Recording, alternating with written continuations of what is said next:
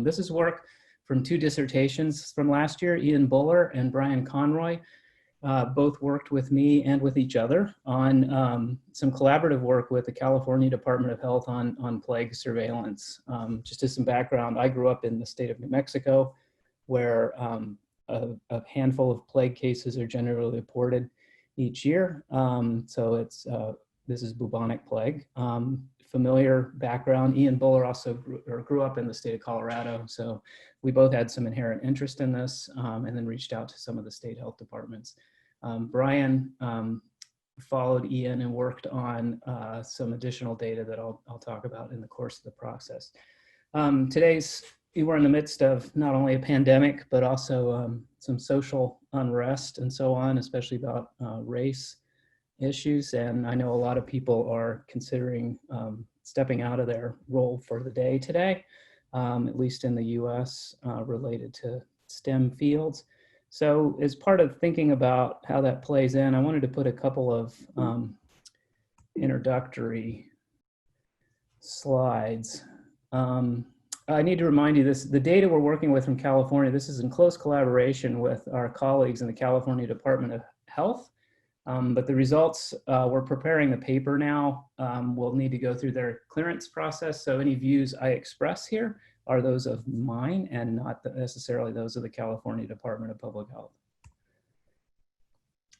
Here's some of the topics we'll be talking about. I have an introduction about, I know we don't need to motivate this audience on why we might be interested in spatiotemporal analyses, but I think there's some things to think about in addition to the statistics that become particularly clear. The COVID pandemic has brought or highlighted the urgency or the shortened time span. We're used to doing analyses over a period of months to kind of get things just right, and we don't have time to do that in the midst, especially in the initial climb of a new outbreak, which has had us all struggling and trying new things out. I think the earlier presentations were helpful. I'm going to take a disease ecology perspective, so I need to give a little overview of that. Both the patterns we see in the disease, this was presented in sort of the contrast between the descriptive statistical models and the more process-oriented mechanistic models in the earlier talks. And from the ecology perspective, there's interaction, and that interaction is getting bigger. The overlap in the Venn diagram between the modelers and the statisticians is growing. But still, we're kind of coming at it from different perspectives. I want to make a couple of comments about that. And we'll transition into plague and probability and what we're trying to do with our models, talk about the data we have available, point process approach that was the central part of Ian's dissertation, and then show some applications to identifying areas of potentially higher risk in California and the Western US. In a lot of the discussions about race, I think some of the things that are helpful to think about and how statisticians can play a role. Just a couple years ago, I picked up a copy of this book. W.E.B. Du Bois is well known, but his graphics and visualizations are less well known. Smithsonian Magazine had a nice overview, and this book's available on Amazon with all his color hand-drawn statistical graphics that he prepared for the Paris Exposition in 1900. To illustrate the current status of the African Americans in the US. What I think is fascinating is you can see this plot on the cover. It's a histogram looking at the dollar holdings over time, but you can see as the rapid growth over time requires to get your histogram to fit, you have to make it curl around. So there's some pretty innovative and interesting plots in the book. There's including some maps. This is one of my favorites, and since I just added it about 15 minutes ago, I wasn't able to get the rotation to work on it correctly, but the meaning is not lost, even if it's sideways. The green bar on the left is the number of African Americans living in large cities in the US, and this, of course, is at the turn of the previous century in 1900.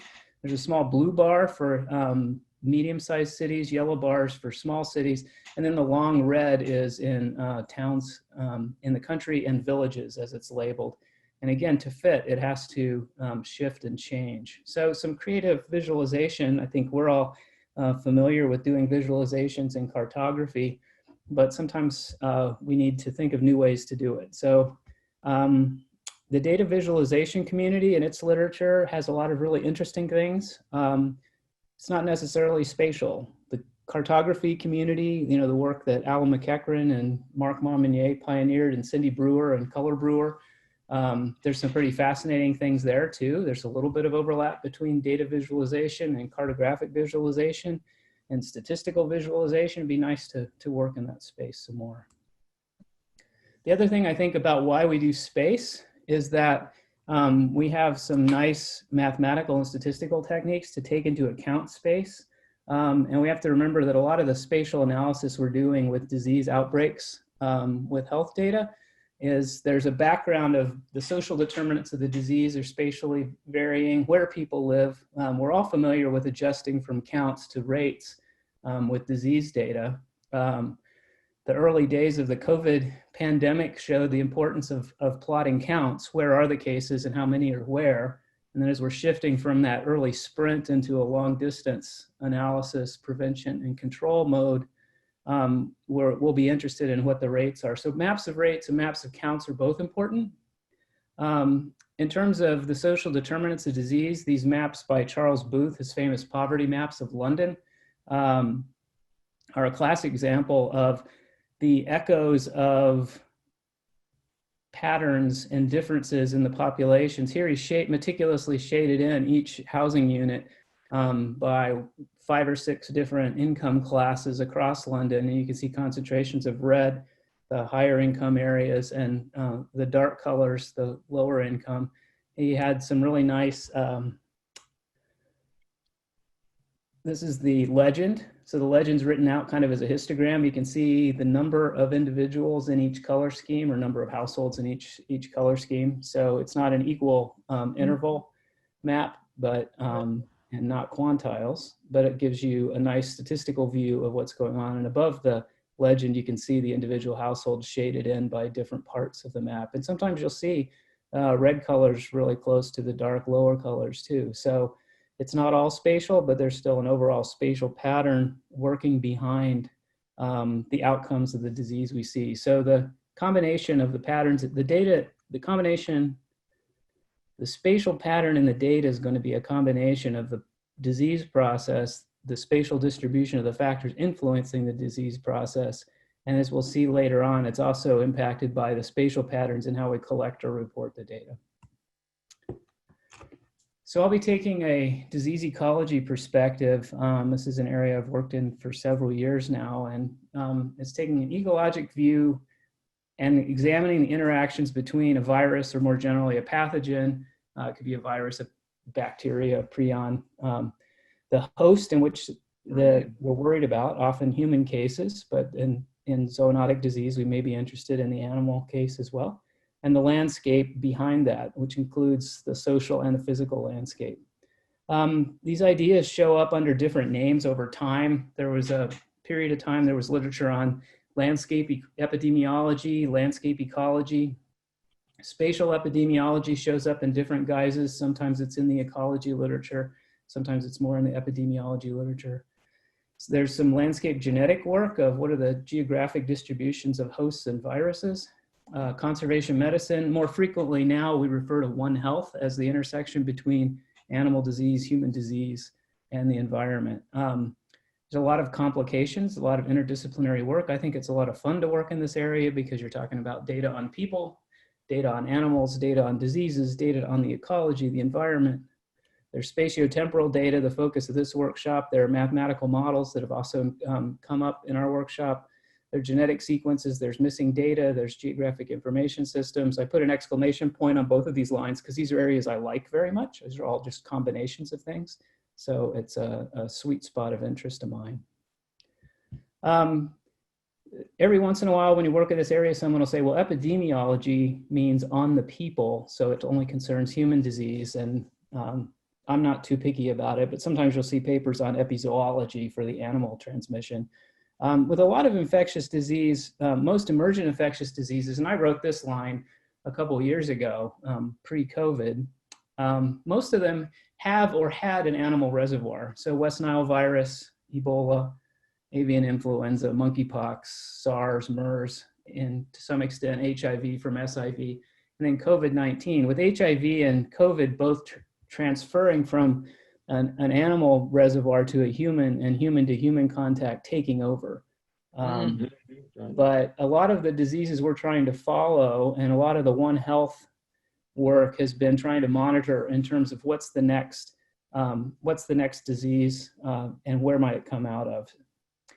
There's a nice short little horrifying book on the history of animal and human diseases. Again, this well predates COVID, but Beasts of the Earth talks about the history, and the longer study of guns, germs, and steel talks about the impact of infectious disease on human history. And I put those booth maps up at the beginning to talk about, there's also the echoes of housing, where people live, who's allowed to buy a house where, and that will, if those relate to risk factors, will also show their echo in the spatial and spatiotemporal patterns of disease. So there's an interesting intersection of disciplines working on these kind of problems. There's mathematical modelers we've discussed. There's ecologists, statisticians, medical geographers, ecological geneticists, public health researchers, epidemiologists, just veterinarians, veterinary epidemiologists. Everyone does their own thing about the same kinds of problems. So there's I think I've made a career out of connecting dots from different disciplines. I come back to statistics because those are the tools I know how to use, but I will examine how other people have tried this out. And oftentimes you can find a solution from one field that hasn't been tried in another. So I really am a big fan of the One Health view and find that very interesting. This is a figure I often put in grant proposals because I'll identify which part of the figure I'm proposing to work on. But this is kind of my figure one. Everyone, since I'm a spatial person, I think everything's on a map. Each of these polygons represents a map. And if we start on the left, there's a map of where the hosts are. That might be where people live. You could be concentrated in cities, could be within a city spread over neighborhoods. If it's a vector-borne disease, the next map down would show where the vectors are. That would, of course, would be spatiotemporal. So the mosquitoes are now out in Georgia where I live, but in the middle of winter, they aren't. Mosquitoes may concentrate even locally around water sources. There may be spraying campaigns. So that vector distribution can be influenced, but it's also dynamic. There's also a map below that of the pathogen distribution. Not all the vectors are infected. Not all of the hosts are infected. I could have stacked several maps of hosts because we might have human hosts where are the people. We might have other mammal hosts. We've worked with raccoon rabies. So where are the raccoons living? And we're going to see for our plague distribution, where are the ground squirrels and the coyotes? So there's distributions of host species that can hold the disease and transmit it to others. So the vector, host, and pathogen distribution all interact with the landscape and climate. Some hosts have certain habitats they prefer.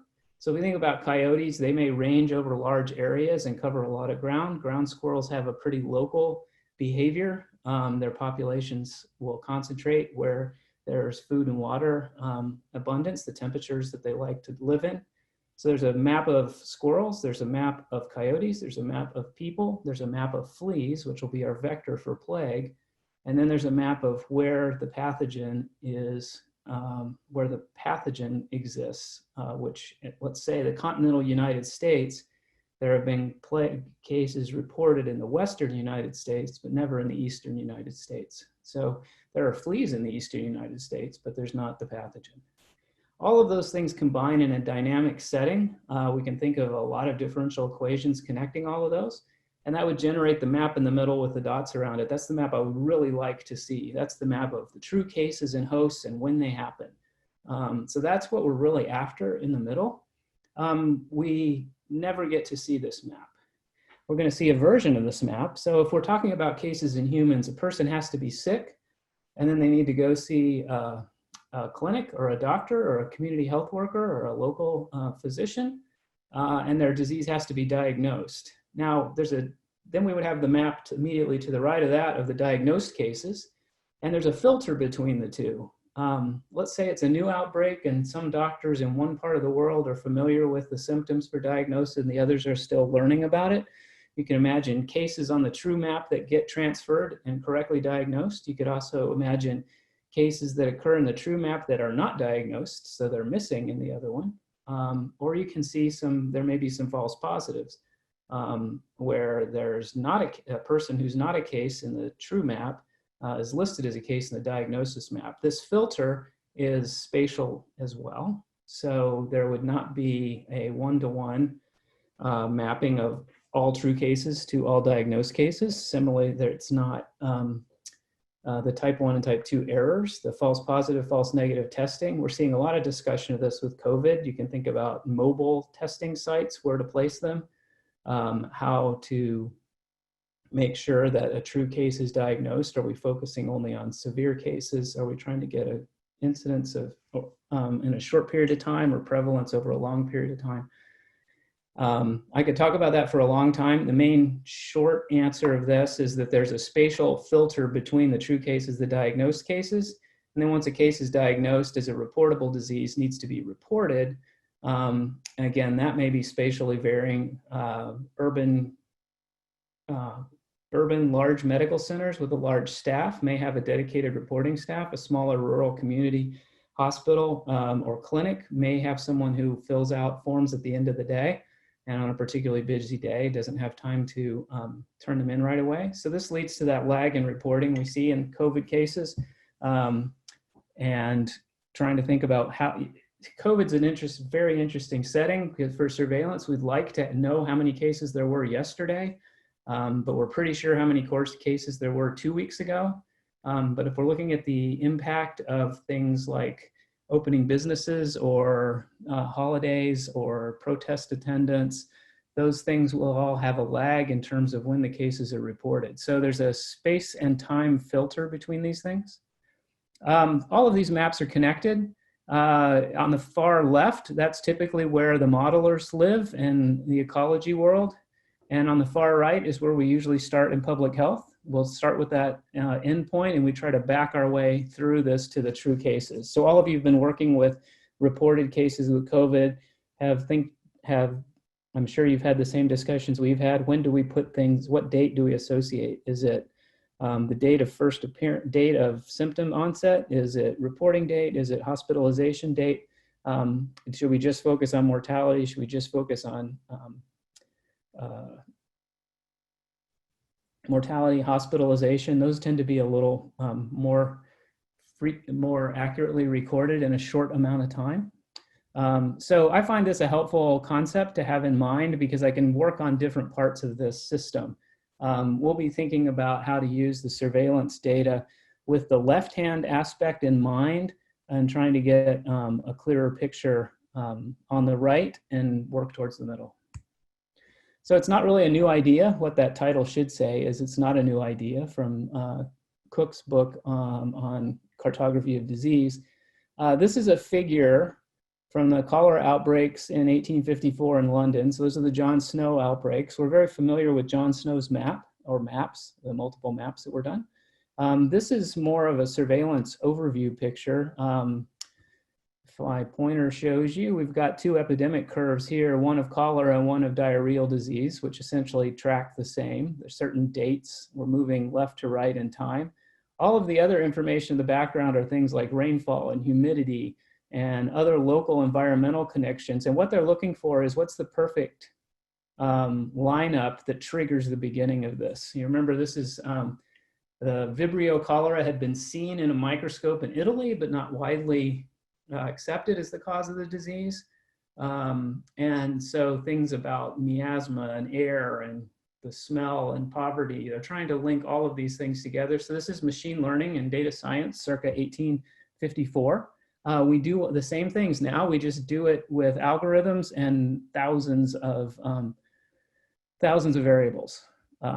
So I think it's important to kind of put our thoughts in context. So this is a climate version. I work with our exposome research center, so I often tell them this is the exposome as viewed in 1854. So The one thing to keep in mind in working with surveillance data is any spatiotemporal pattern we see in disease that we observe in data is due to a combination of things. It's a pattern of the elements of the disease process. So from my figure, where the hosts are, where the pathogens are, how transmission occurs. Do you have to transmit fleas? Can mosquitoes transmit it? Do birds fly? All of this aspect comes together in how the disease is being spread. The second one is there's a pattern of the transmission process of when do the birds migrate? When are the fleas most active? Where do the squirrels and raccoons go? And then what's the pattern of our observation process? These are the filters I mentioned for the surveillance. How do we collect our data? There's usually some spatial variation in that as well. And so the pattern we're seeing in the counts and rates we see in the data are a combination of those things. So the pattern of the observation process, it's come up in some discussions in the earlier papers this week. So it's typically underappreciated in general in epidemiology. I'd say the group involved, those of you attending here are aware of this. But let's consider these different elements as they relate to COVID and then to our plague example in this talk. There's spatiotemporal patterns of testing. There's access to testing, there's availability of tests, and prioritization, who should get tested. There are sampling patterns. We're not doing simple random sampling for our testing. We're trying to test people for diagnosis and treatment. We're also trying to use the test data for overall prevalence. So we're thinking of it as a sample. We know it's not a simple random sample, but trying to adjust it. And in COVID-19 is an interesting case study over time because the priorities have shifted. Early on, due to a lot of reasons, the tests were limited, and the initial goal at the beginning was identifying severe cases and their contacts for treatment and prevention. Then as tests become more available, our goal starts to shift to estimating the background prevalence in terms of when is it safe to reopen, should we adjust how schools are working, those sorts of things. I think those are two different goals, and I think their optimal solution is different. And just as a quick example, if tests are limited and you're trying to, as the case in the early outbreak, if you're trying to make sure your healthcare system's not overburdened, then testing someone who is unlikely to have the disease was not really a good use of a test. Later, it's essential to test people who don't have the disease in order to get some of the background prevalence. Further complicating this is the shift from the diagnosis test to the antibody tests, which also address different questions. I think this is a role where statisticians and quantitative people can play a role. We can think about how to do this in a smart way. Now, the difference between COVID-19 with millions of cases and over 100,000 deaths in the US, plague has very few human cases, but very serious consequences. In the US, there's only been around 1,000 cases since it first appeared in 1900. But there's a wildlife reservoir, and then what's the pattern of risk to humans? It's a disease that's not maintained in the human population, but when it spills over, it's bad to the individuals, but it's also due to its historical nature through the Black Death, and there's sort of the scariness of it coming seemingly out of nowhere. It's a frightening experience, can have economic impacts. If you have this happen in a camping area or a national park, it can have a severe local dent in the economy. So in disease ecology, our ultimate goal is understanding what are the processes on the left hand of my figure, what are the things that drive the way disease spreads in space and time. And when we're linking process, whether that's the process defined by differential equations or an individually based model, or the real data model where it's working, to data, we typically take one of two extremes, or there are two extreme views of this. One is the ecologic focus, or the modeling focus is to concentrate on these laws and patterns, these laws and processes, and say what patterns result from this. So the emphasis is on the mathematical model, and then you link this to available data to calibrate it. This is what you see in the SIR models. And there's a lot of interesting work and important work done there. In statistics, on the other hand, the descriptive models we've talked about, we typically start with the data and then try to develop associations through our familiar tools of regression, generalized linear models. And there's a lot of different things we can do there. And COVID and infectious disease illustrates that these two worlds meet in the middle but it's not a neat connection. I think multiple speakers, Andrew talked about this yesterday, Sudiptu mentioned it. The data for the differential equations, the models for the differential equations don't lend themselves to the type of data that are often available. So if you're only counting the number of new cases in a time period, the identifiability of whether that's high probability of transmission per contact, but not many contacts, or a lot of contacts and low probability, those two things, it's impossible to tell those apart from just a total count. And that's the sort of thing that can happen. Mathematically, R naught is a good concept. Statistically, it's very tough to estimate from the type of data we routinely collect in surveillance. We don't know who infected whom else. We don't know when it happened. We know intervals. So those are the complications that have come up in terms of how long it takes to run the models to estimate how to infer those sorts of critical biologically important parameters. So what we find in the ecologic focus is in the mathematical models often have parameters that are biologically meaningful, and in statistics we often have association-based parameters. And when those don't line up, then it's hard to connect the dots of the two. So there's a lot of interesting work to do at that intersection. You know, the process might not yield a unique pattern. There's all the chaos, and when we add stochasticity to things, we know that there's not a single signal that comes out of a process. There may be multiple processes that yield similar signals.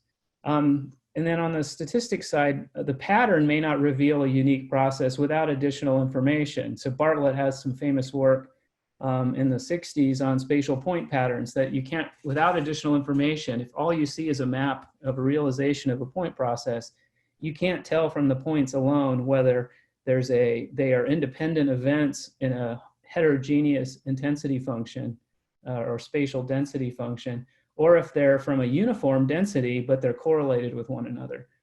You could model you can model it equally well both ways. Now, the additional information might be observing the same process over time. So if you're seeing a cluster in a particular location and you only have 1 year's worth of data, you don't know if they're correlated or if there's just a higher risk there because of a local environmental cause. If you watch it over time and the clusters tend to be about the same size in terms of number of people, but they happen in different places, that might be an association. Whereas if the same cluster, the same size always happens in the same place, that might be more of a signal of a local environmental concept. So thinking about the additional information that can help unlock this is important. I think the real question is not, can we always get the right answer, but it's can we learn more than we already know? And what data do we need to learn more than we already know? This is a box, and this is the modal slide in most of my talks. When I moved to Atlanta over 21 years ago, I met with a toxicologist named John Richardson at the local EPA office, and we were talking about geographic information systems. And he drew this picture and said, this is how it works.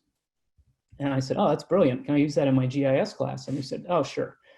And then I've been using this a lot in discussions of data science. And it's basically the scientific process where you connect the two ends. So if we start in the upper left, there's questions you want to answer. These are the big questions. Where is COVID growing? Where are areas at higher risk for plague? Where would we find more infected fleas?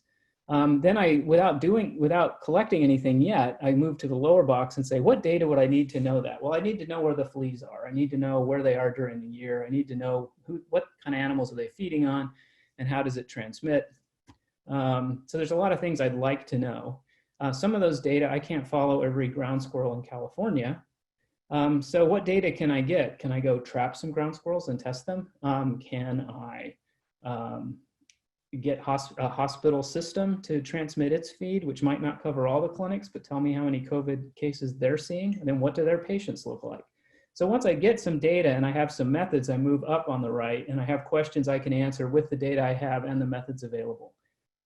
And that usual process from upper left around the bottom to upper right is the scientific process. And then there's this important last question of how close are the questions I did answer with the data I have to the questions I want to answer. And then, what's next? Well, figure out what data would I need to get a better answer to get to my initial big question.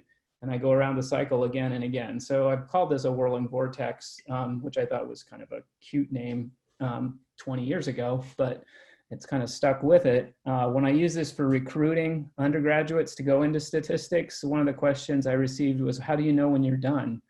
And which I always say is, that's a good question. And then I say, you can always learn more than you know, than you currently know. So I think you're always trying to think about what other data would be helpful, what other methods could fix the problem. As spatial people, we always say, what would happen if I took a spatial look at this? And then I go around again.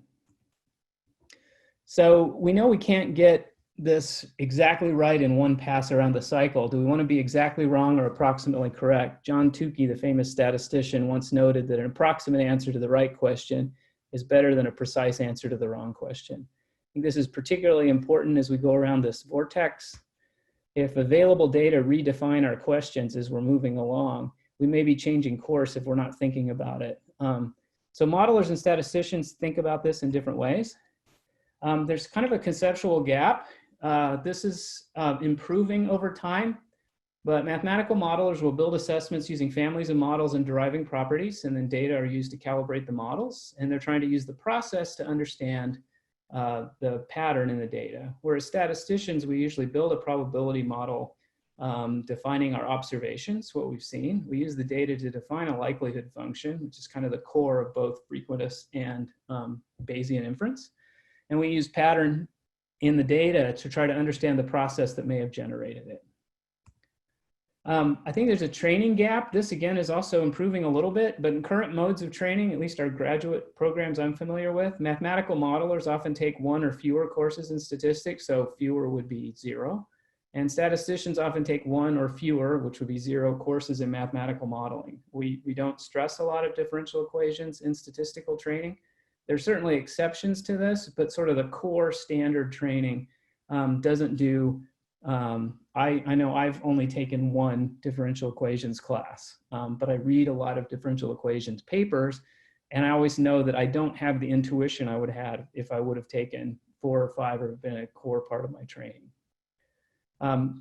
Similarly, if you only take one statistics class or 2 statistics classes, you often don't get to statistical modeling. You have a lot of tools for fitting, but you don't necessarily think about it the same way a statistical modeler would think about it.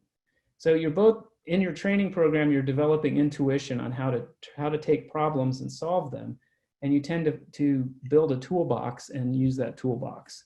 So the people who have tools from both of these systems, I think, are well suited for some of the current infectious disease work. And trying to think about how to add that training to both types, how to add the other disciplines training within an already packed curriculum is a challenge, but I think it's an important one. There are few people working at this intersection, but that number is growing, and primarily because we're using similar software packages, whether that's R or Python. There are a lot of differential equation solving routines available to connect to the statistical modeling as well. So my other box and arrow plot was a discussion of a paper in Ecology about chronic wasting disease. In the top left is the true model we're trying to understand, and we observe data from that moving down. Statisticians will take the observed data and will estimate observed associations. So the statistician worldview is usually the middle left box and the lower left box. That's where we're comfortable. We do a lot of fancy, complicated models. They can be spatial, spatio-temporal. That's where we work. The modelers tend to propose a mathematical model that we know is a simplification of reality, but we want to capture the core dynamics of a system. If that's stochastic, we can observe a complicated data set from it. So we can go from the top right to the middle right. And then historically, the role of statistics was to compare the generated data to the observed data and kind of a goodness of fit. Now, again, I don't mean to demean it. That can be a very complicated goodness of fit. It can be spatially correlated. It can have time dimensions. But it was using the data to calibrate. So the modelers tended to live in an L-shaped world from the proposed model to the generated data to the observed data. And that's why the statisticians and the modelers would sometimes have trouble starting a conversation. They were kind of living in different parts of this diagram, and the part they they and their peers felt was a cool area to work in was different. So trying to separate this out and take a look at the role here, I think one of the places that might be interesting is with a very complicated proposed mathematical model that generates data with spatial dynamics and everything. We could take that generated data and treat it as if I were a spatial epidemiologist and that's just the observed data I had. And then I can do all my fancy spatial statistics and go from the middle right to the bottom right and see what kind of patterns I observe and start comparing those to what I see in observed data. We can start to dig into, is the proposed model generating patterns that are consistent with what the empirical literature that would mostly live on the left-hand side, observed data to observed association, had reported.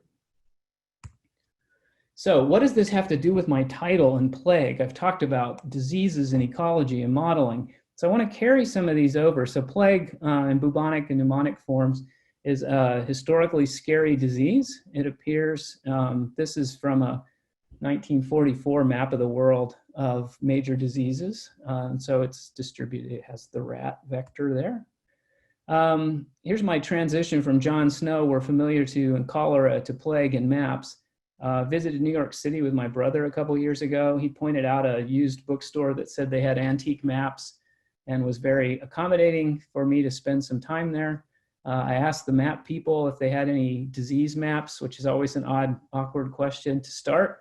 And they said, well, just that one with cholera in London. And I went, really? Thinking it might be one of the John Snow maps. It's from the same outbreak. This is not from Snow's personal map, but you'll see the dark circle and a dark rectangle. The lower right of the dark rectangle is the Broad Street pump, just out there by the blue line. You can see all the tick marks of the cholera deaths, and you can see the corner there right by the Broad Street pump, which was what caught Snow's eye and the London Board of Health. What the circle is the erroneously supposed position of the ancient plague pit. So if I back up, the blue lines were old storm sewer lines and the red ones were extensions. The red ones went through. One of the competing hypotheses at the time from the water being tainted was that this mass grave of plague deaths from 400 years previously had been cracked into with these new pipelines. And then it was coming up through the gully holes, through the storm sewers. And that was the more miasmist view of disease. Map-wise, all of the gully holes are right next to pumps, so it's pretty much the same pattern, and both sides can kind of claim victory, and ultimately Snow's hypothesis was correct, but the maps often are the same. Now, this is the first time I'd seen a version of the map that had the plague pit we'd read around. Of course, this map says it was an erroneously supposed position, so there's much more to this story I'd like to learn about. This is the map of the major tropical diseases. This hangs in my office. It's a delightfully creepy map of malaria is the red area where it's endemic, and then all of the withered hand for leprosy, the missing nose for leishmaniasis, and the rats for plague. So we'd like to get a detailed map of plague risk in California that's more detailed than this version, which has a giant rat right off the size of California. So plague is an infection caused by a bacterium, Yersinia pestis, typically transmitted by a flea bite. It arrived in San Francisco, California in 1900. This is 6 years before the big earthquake and fire. It's endemic in pockets of the Western US. There's a fascinating book called Black Death at the Golden Gate I just read last month about the first appearance. Remarkable discussions of the public health response that are very similar to discussions and political impact, economic concerns with COVID today. Human cases are rare in the US. Again, there's only been 1,000 cases reported since 1900 to 2017, but the consequences of infection are severe for the individual infected, and the local economic impact can be pretty severe as well. There are epizootic transmission and patterns in rodents and coyotes. There will sometimes be a large die-off of animals. It's unclear what causes the spread to increase. There's active public health surveillance in endemic states. Human data are very sparse. Again, only 1,000 cases in over 100 years. So a map, if you've only got 15 cases in a year, it's difficult to make a detailed map of the Western United States. But animal tests and observations are plentiful, collected by several different groups. So our goal is to map human risk based on animal incidence and prevalence. Doing plague surveillance in an endemic state, state health department will look at plague seroprevalence. In California, checks ground squirrels. There are multiple species of ground squirrels and coyotes. Rodents involves an active surveillance system where traps are set. It's a short illness for the animals. And some of the species are very sensitive to it. So future work could look at the species distribution and some compositional analysis. Squirrels don't move very far, so you have to go to them and trap them. Coyotes are mostly a convenient sample, or inconvenient for the coyotes in that ranchers don't like to have the coyotes around. People don't like to have them in the neighborhood, so they're often removed. And then they're tested. So this is often based on nuisance reports, so it's not really a sample. There's a longer seroprevalence. The coyotes don't get as sick, so they may have been infected actually sometime before the time you're testing them. And they have a very large geographic range. Those of you familiar with coyotes in North American, they're across the entire continent and they travel a long way. So long seroprevalence and large home range is challenging because where you trap them and test them may be quite far from where they were infected. So you can think of this as a multi-type sensor network. For those of you familiar with putting electronic sensors out, it's this that we don't have static sensors. These sensors behave like rodents and coyotes. They have other things to do with their lives besides simply either have the disease or not, and they move around. But some of the tools from multi-sensor network could be helpful. It's a very challenging surveillance design. The surveillance design is the observation process I talked about in my figure 1. If you're a state health department, you have a fixed budget for surveillance in a year. So how are you going to spend that money? You're most likely going to test where you've seen plague before. If it's shown up in a place before, the local economy and public health officials are interested, is it there now? Your test where consequences would be high. These might be vacation areas, camping areas, places with high human contact, people from the cities going to those areas. And then you need to have some tests available for responding to reports of suspected plague. So trying to balance this out, my training was in operations research. This is a fascinating optimization problem and design problem for those of you interested in the surveillance design side. Again, the whirling vortex talks about the data we need and the data we can get. So we've got coyotes are data we can get. They're not exactly the data we need, but we can answer some questions with that data.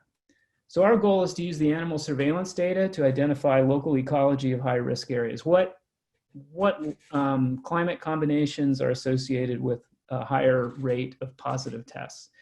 I'm going to present on the coyote data. This was Ian's dissertation. The rodent work was Brian's dissertation. He's got some really nice work on that we'll be writing up. My data features point locations from GPS of plague positive and plague negative animals tested by the California Health Department in this period of time from 1983 to 2015. I have environmental data in 4 kilometer by 4 kilometer pixels. The environmental data comes from the Oregon State's PRISM data, includes a digital elevation model and some climate data, has 30-year average normal values. So my time interval here is pretty long for the rare disease. We have precipitation, max, mean, minimum temperature, dew point, vapor pressure sorts of things, several different variables at each of these. So we have our GIS type layers of data from different places, the PRISM data, climate, giving the climate information, and the health department testing data.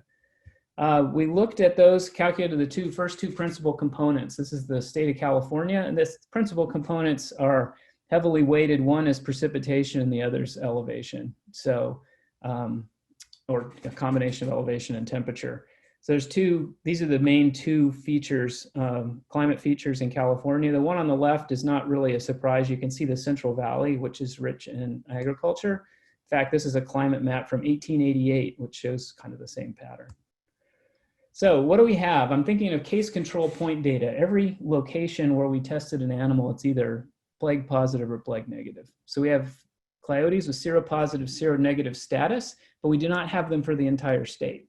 We have precipitation, temperature, climate data that contains habitat information about where coyotes might likely be. And then the statistical method I'm going to use looks at the spatial density of the positives and the negatives the case and control density. So these methods from quite a while ago look at ratio of intensity estimates to give a relative risk surface. And at the time we did this with cancer cases and controls. We used Monte Carlo random labeling of fixing all the locations, but randomly assigning which were cases and controls to get the noise associated with the relative surface and see where the observed surface pokes out of that cloud. So we wanted to try that here, but our sampling effort doesn't cover the state very well. So the best location data is on the left. Those are the pixels associated with GPS coordinate. We have best and pretty good GPS data. We cover a bit more of the state. And then the full range of the state, you can see there's some parts like the desert in the southeast, the Mojave Desert, Death Valley, we don't go to. So what do we have? Plague locations for part of the state. We have environmental data for all of the state. Can we estimate plague risk based on the environmental data? That's our motivation. So what we'd like to do is look at that principal component space rather than the geographic space. So we define the first two principal components of the environmental variables. I showed you those two maps. There's a X and Y, first principal component, PC1 and PC2 for every pixel in the state. If I plot those on the PC1 versus PC2 space, I'll see the combination of climate types in the state. I'll place whether a case or control was found at that location in my principal component space, and then look at a relative risk surface. I can get an intensity function for each. The Monte Carlo scale doesn't go up so much when we've got thousands of observations. So we were using asymptotic results from Hazelton and Davies for the relative risk surface and the SPAR package that they also put out. So we're looking at the relative risk space in the principal components spatial statistics sense. And then each one of those pixels will move back its relative risk to geographic space, and we'll see if this works. So the first question is, why would you do spatial statistics in principal component space? Well, let's see. If we have kernel estimates, we're smoothing based on nearby observations. Strong spatial correlation in geographic space is that we expect that to happen because climate doesn't change too drastically, but there could be some sharp changes with crossing a mountain range, for instance. So principal component space, I expect, is going to be a little smoother because as you move from one combination of temperature and precipitation, the one next to the pixels that are mapped to that area next to it will probably be similar. Of course, this is open to questions and discussion. You know, are we answering the question we think we're answering? We're still trying to sort that out as we finish up transferring Ian's dissertation into a paper. But let's see what this looks like. Now the spatial pattern I've got here is my climate principal component 1, principal component 2. The seronegative locations and the intensity function are the blue dots, and then the plague ones are the red dots. And we do see two different distributions. They both have a mode on the left-hand side, but the negatives also have this second mode on the right that doesn't happen. So there's the mode on the shared mode is actually higher in the seropositive cases. So we can make a relative risk surface in the high red area. Those are the combinations of temperature and precipitation that are more likely. A point there is slightly more likely to be positive than negative. Now we can take all of the red pixels here and map where they were on California, and we get the following map. So not only are things that climate similar in pixels that are next to each other, but they could be pixels farther away that are also close together in principal component space. So we can see the Central Valley here is relatively low risk. The redder areas are the areas where we've been more likely to see plague cases, and you see a couple of red islands on the south. The first one is the relative risk surface itself, which is smooth. We can identify the ones that are significantly outside of the cloud, and you see a pretty stark distinction between the brick red areas here in the blue. That was for the state of California.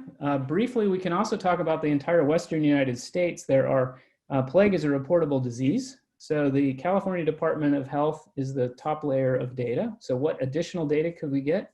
US Department of Agriculture also has coyote tests, and you can see there are about 30,000 of them. higher seroprevalence in the USDA data. The CDC gets all the positive reports, but does not get negative reports. So it's, if you test an animal that's positive, it should be reported to the Centers for Disease Control and Prevention, but you're not required to report the negative. So there's three combinations. Ian went out. Ian actually wore a hazmat suit and went on the plague testing sampling of ground squirrels as well. So he's an ecologist and by training, and participated in all parts of the data collection. These are the two principal components from the Western United States. We're not going to use things east of the, or too far east of the Rocky Mountains, as no cases have ever been reported. But you can see the two principal components here. Here's the principal component space, kind of a similar picture where the modes are. So the seropositive cases tend to focus on the similar combinations of precipitation and temperature.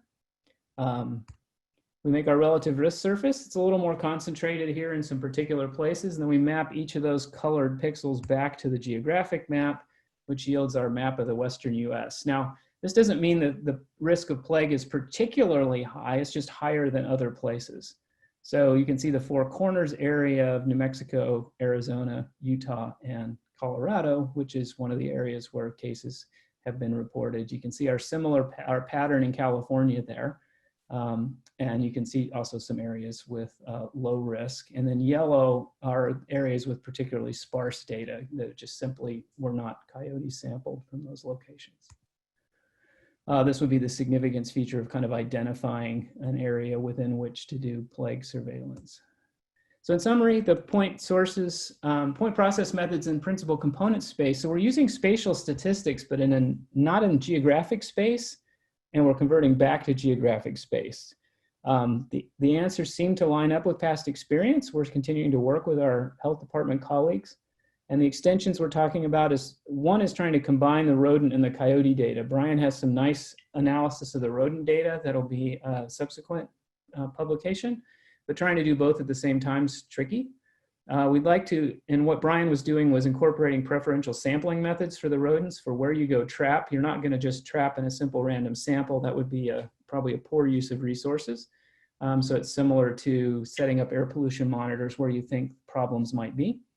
We're considering other multivariate summaries, and then there are other spatial techniques that may provide work here. So comments and suggestions are always welcome. And that I'll wrap up there, and happy to address any questions. And thank you very much for your time and attention.